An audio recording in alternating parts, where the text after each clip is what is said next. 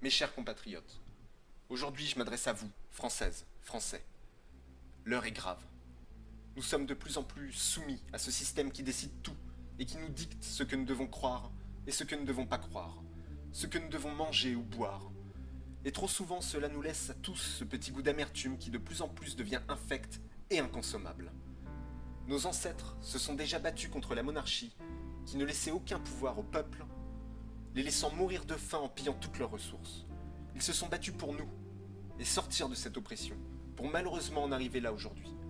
Encore et toujours être asservis par une minorité qui s'alimente sur notre dos.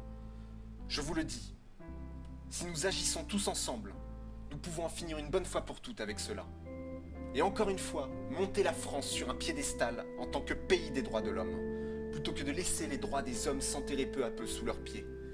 Pour cela, je vous propose, mes chères sœurs et mes chers frères, de changer le système, de façon à ce que chacun ait son mot à dire en permanence, plutôt que de nous entêter à aller voter tous les 5 ans pour un parti qui en fera qu'à sa tête en laissant encore et toujours derrière lui les belles paroles promises durant la campagne présidentielle, plutôt que d'élire une minorité qui a le grand sourire au moment des élections et qui passe leur temps à nous fouetter une fois la présidentielle passée.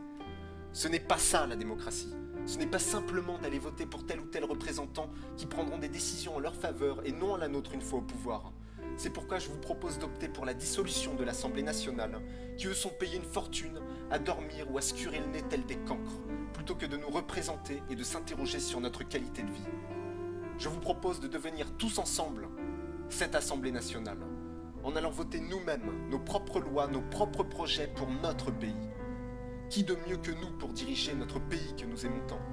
Il faut créer une conscience politique dès le plus jeune âge, pour que nos enfants qui sont l'avenir puissent à leur tour s'investir dans l'autogouvernance collective de notre cher pays.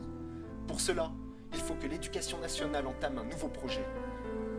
Pour ce qui est du Sénat, il va de soi que la dissolution est également nécessaire, afin de les remplacer par des conseillers hautement qualifiés, qui se composeront d'ingénieurs environnementaux, de scientifiques, d'économistes et bien d'autres qui représenteront chaque ministère, mais qui ne prendront jamais aucune décision sans notre consentement, et qui au lieu de ça travailleront réellement et se creuseront les ménages jour et nuit pour l'avenir durable de notre patrie et de chacun de nous, afin de nous proposer des lois et des projets plus justes pour tous. Ensuite, ce sera à nous de peser le pour et le contre avec l'aide des journalistes libres, qui appartiendront au peuple et non aux banques et tout autre groupe de pression.